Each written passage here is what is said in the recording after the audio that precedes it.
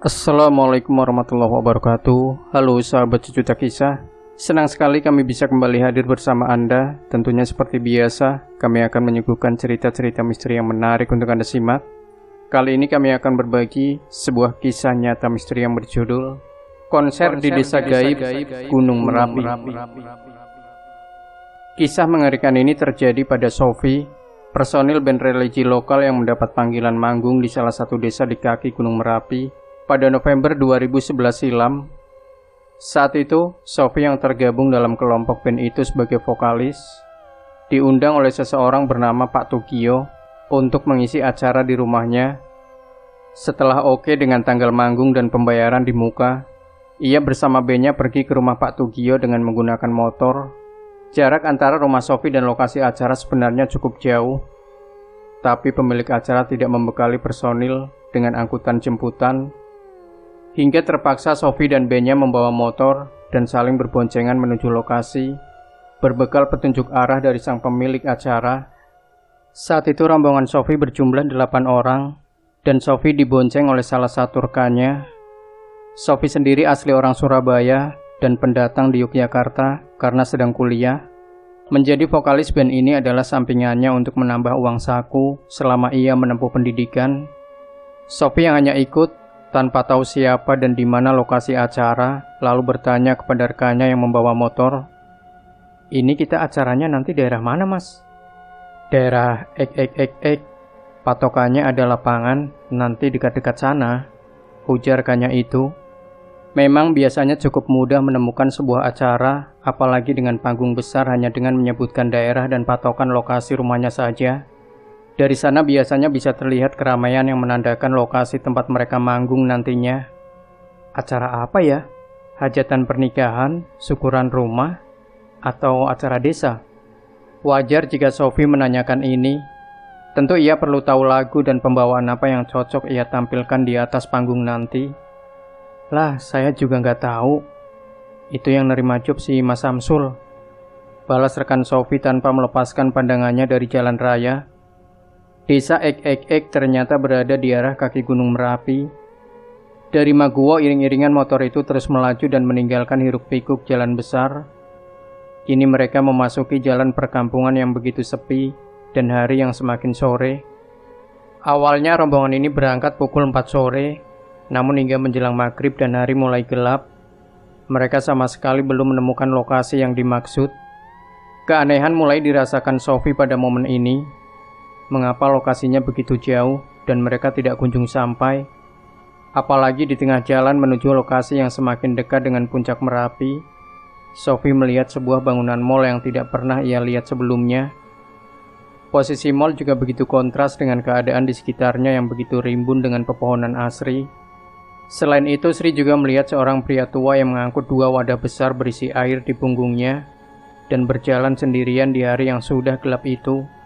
Lewat dari waktu maghrib, rombongan melewati sebuah jembatan yang di bawahnya terbentang sungai dangkal yang terhubung dengan aliran Merapi. Tanpa dikomando, para pengendara motor rombongan membunyikan klaksonnya beberapa kali ketika melintas jembatan itu. Sofi yang bingung karena rekan-rekannya membuat keributan, padahal hari sudah malam dan tidak ada kendaraan lain yang menghadang rombongan mereka, lalu bertanya, "Kenapa pada klakson, Mas?" "Itu, di bawah jembatan tadi banyak orang yang ketimbun waktu erupsi tahun lalu, Mbak. Jadi kita nghormatin lah dengan klakson," jawabnya lagi. Ketika waktu sudah menunjukkan pukul 7 malam, rombongan ini akhirnya menemukan patokan yang disebutnya oleh pemilik acara, sebuah lapangan golf. "Nah, dari sini harusnya sudah deket nih. Katanya kalau ketemu lapangan golf, lurus lagi nanti acaranya deket-deket jalan ini." Namun dari lokasi lapangan itu sama sekali tidak ada tanda-tanda keramaian. "Mungkin masih ke atas lagi," saran salah satu personil yang lain. Karena masih belum menemukan lokasi tepat acara, rombongan kembali melanjutkan perjalanan. Mereka menyusuri jalan menanjak yang semakin mendekati jalur puncak Gunung Merapi. Meskipun sudah menemukan lapangan golf yang dimaksud, nyatanya setelah sejam berlalu, hajatan atau acara apapun itu tidak pernah mereka temukan. Padahal hari sudah semakin larut jelang jam 9 malam dan udara di sekitaran kaki Gunung Merapi semakin dingin. Hingga pada salah satu sisi jalan, rombongan ini bertemu dengan sekumpulan pria yang berkerumun di tepi jalan. Tidak ada rumah atau apapun di sana. Karena merasa sudah tersesat, Sophie ditunjuk untuk bertanya kepada kumpulan pria itu mengenai rumah Pak Tugio, orang yang mengundang mereka. "Misi Pak, mau tanya, tahu rumah Pak Tugio nggak ya Pak?" Pria-pria itu memandangi Sophie dan berujar, "Lah, ini rumahnya Mbak," sambil menunjuk sisi sebelah Sophie. Dan tiba-tiba saja, di lokasi yang awalnya gelap gulita dan antah berantah itu, muncul dua buah rumah entah dari mana. Kondisi rumah itu juga memprihatinkan. Jendelanya berlubang tanpa kaca, daun pintunya rusak, dan banyak debu bertumpuk di sana-sini. Awalnya Sophie ragu, terlebih hanya ada dua rumah saja di sana, dan itu pun tanpa ada panggung atau acara. Hampir saja ia akan melanjutkan perjalanan kalau bukan karena kemunculan seseorang dari rumah itu dan memanggil mereka masuk. Ternyata benar, rumah usang dan berdebu itu adalah sang penyelenggara acara yang mengundang Sophie dan B-nya tampil. Akhirnya kelompok itu pun masuk ke rumah itu. Keadaan dalam rumahnya sama dengan yang terlihat di luarnya. Kondisinya begitu usang dengan tikar anyaman yang begitu tua. Bahkan di bagian depannya terdapat sesajen dari beberapa macam bunga yang ditaruh di wadah. Sophie dan kelompoknya lalu duduk di atas tikar usang itu dan mengamati keadaan rumah. Rumah ini benar-benar seperti rumah setengah jadi atau sebaliknya. Seperti rumah lama yang sudah bertahun-tahun tidak diurus. Seorang anggota rumah lalu datang dan menawarkan teh hangat kepada rombongan Sophie untuk menghilangkan dinginnya udara kaki Merapi. Namun, ketika Sophie mencicipi teh yang dihidangkan, rasa teh itu terasa sangat aneh. Rasanya lebih seperti air rebusan bunga melati yang dicampur bunga-bunga lain dengan aroma yang menyengat. Tidak sanggup menelan teh itu, Sophie beralih ke air mineral dalam kemasan yang juga disajikan di hadapannya. Tapi sekali lagi Sophie tersentak, karena air mineral yang dihidangkan masih mengenakan kemasan lama yang beredar tahun 90-an. Sophie sangat mengenal kemasan lawas ini, karena dosennya pernah membahas transformasi kemasan air tersebut dalam salah satu kuliah. Namun karena tidak ada pilihan, Sophie akhirnya tetap meminumnya. Setelah membasahi kerongkongannya dengan air, Sophie izin untuk merapikan kembali make up-nya yang sudah hilang saking lamanya perjalanan. Rumah itu memiliki dua kamar, di sisi kanan dan kiri yang bersebelahan. Bapak pemilik rumah itu sempat berpesan, "Kamarnya yang kiri ya, Nduk? Jangan yang kanan," ujarnya. Namun entah apa yang ada di pikiran Sophie, ia justru membuka pintu kanan. Di dalam ruangan itu ada seorang wanita berambut panjang dan memunggungi Sophie. Ketika pintu terbuka, perlahan kepala wanita itu menoleh pelan ke arah Sophie, dan ia segera menutup pintu itu lagi rapat-rapat. Akhirnya Sophie yang trauma segera pindah ke kamar kiri, meminta satu rekan lainnya yang juga perempuan beserta suami rekannya itu untuk juga ikut dan menemaninya berhias dan merapikan penampilan. Baru beberapa menit berhias, orang rumah itu masuk dan berkata pada Sophie dan yang lainnya, "Ayo cepet-cepet, acara udah dimulai mas, mbak. Itu di luar tamu udah pada nungguin." Sophie jelas bingung, karena saat kedatangannya, tadi ia sempat mengira salah rumah, karena tidak adanya panggung atau apapun. Namun saat ia keluar kamar, ternyata di luar sudah ada sebuah panggung, tata lampu, rombongan para tamu dan sound system yang telah terpasang. Entah sejak kapan berada di lokasi itu, penontonnya juga sangat banyak. Terdiri dari bapak-bapak di bagian depan panggung dan ibu-ibu di sisi samping dan belakang panggung. Tapi mereka semua sama, dalam keadaan menunduk dan diam dengan pandangan kosong. Sophie dan krunya dengan sopan melewati rombongan ibu-ibu itu sambil menyapanya, "Misi ya bu." Namun semua orang di sana begitu hening dan diam tanpa menjawab sapaan Sophie.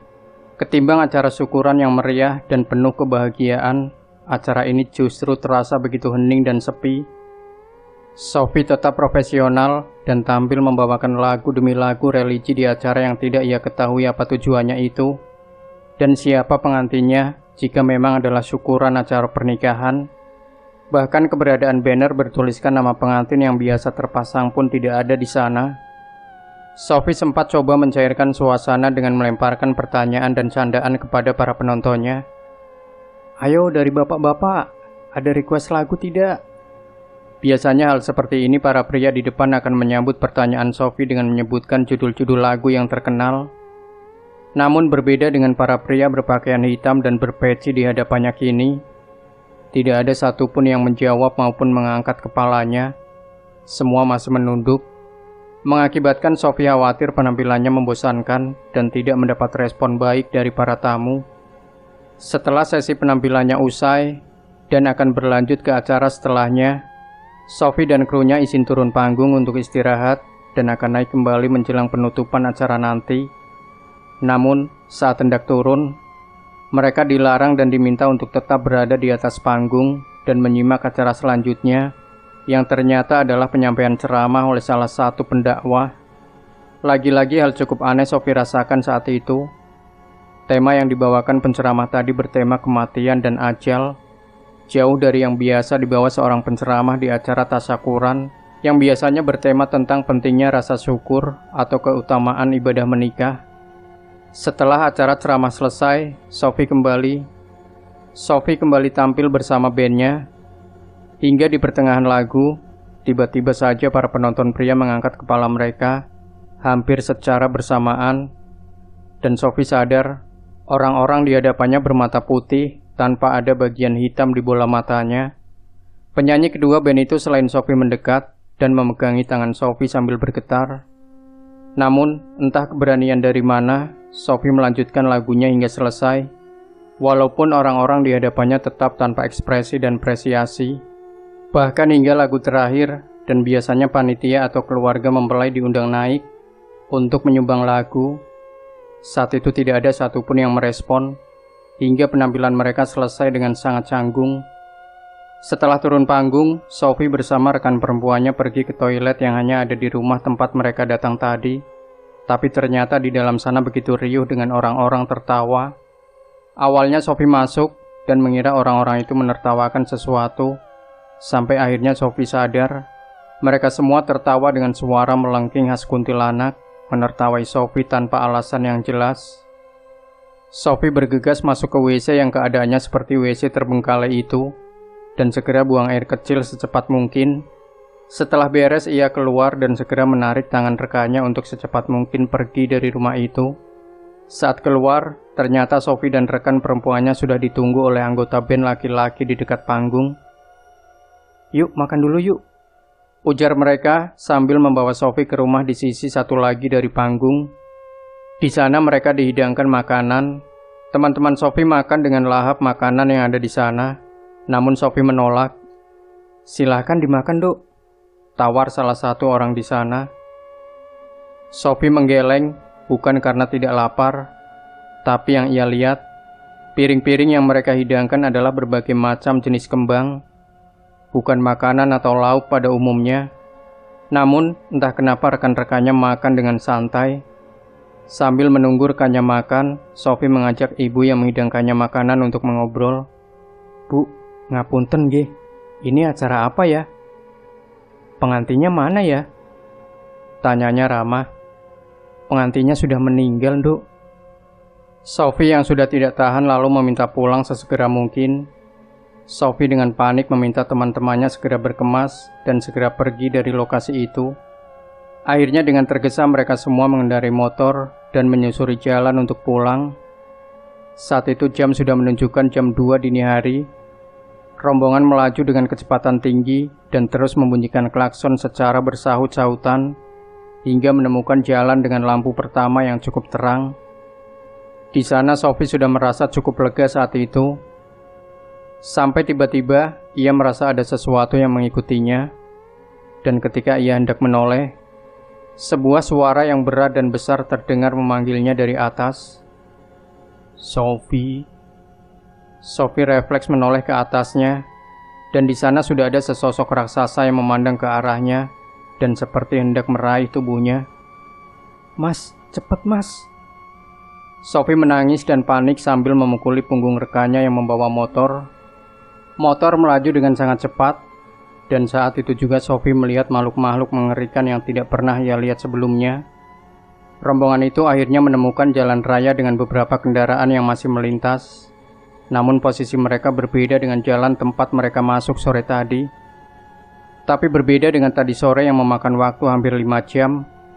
Kali ini mereka sampai di jalan raya hanya 1 jam saja sejak mereka pergi dari lokasi acara aneh itu. Sophie segera pulang dalam keadaan sudah demam dan trauma. Ia baru berani menceritakan ke keluarganya keesokan harinya, dan hanya kepada kembarannya Sophie menutup cerita ini dari orang tua dan pacarnya rapat-rapat.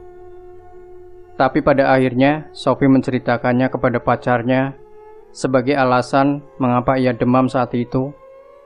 Pacar Sophie yang tidak percaya akhirnya berniat kembali ke lokasi itu dan mengajak Sophie ikut sebagai penunjuk jalan. Sophie berkali-kali menolak, namun rasa penasaran pacarnya memaksa Sophie menurut. Dan untuk kedua kalinya, sore itu ia diboncengi pacarnya pergi ke lokasi yang sama. Sophie masih ingat betul nama desa dan orang yang mengundangnya. Bahkan ia menuliskannya di kertas jika tiba-tiba lupa. Motor yang dikendarai pacar Sophie berjalan menuju arah yang sama dengan yang ia lalui kemarin. Saat itu sudah lewat waktu asar, dan perasaan Sophie sudah tidak enak. Namun tiba-tiba saja ia hilang arah. Ia merasa jalur ini begitu berbeda dengan jalur yang terakhir ia ingat. Bahkan mal besar yang ia lewati malam itu seakan lenyap tak bersisa. Khawatir salah arah, Sophie bertanya pada seorang ibu-ibu yang tengah berjalan di tepian jalan, tepat di samping lokasi pemakaman. "Bu, maaf, tahu alamat ini nggak ya?" tanya Sophie sambil menyodorkan kertas bertuliskan lokasi alamat acara kemarin. "Oh, di sana mbak, lurus. Di sana itu dulu posisi desanya. Tapi sekarang udah nggak ada lagi mbak." Dek. Sophie lemas mendengar hal itu. Tapi tidak dengan pacarnya. Walaupun Sophie sudah merengek minta pulang, pacarnya tetap membawa motor menyusuri lokasi yang menurut ibu tadi merupakan bekas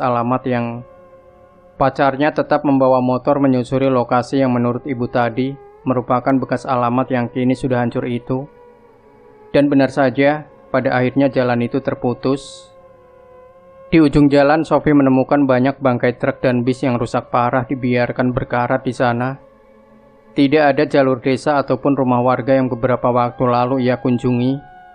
Pengalamannya ini begitu membekas dan menyisakan traumatis berkepanjangan pada Sophie.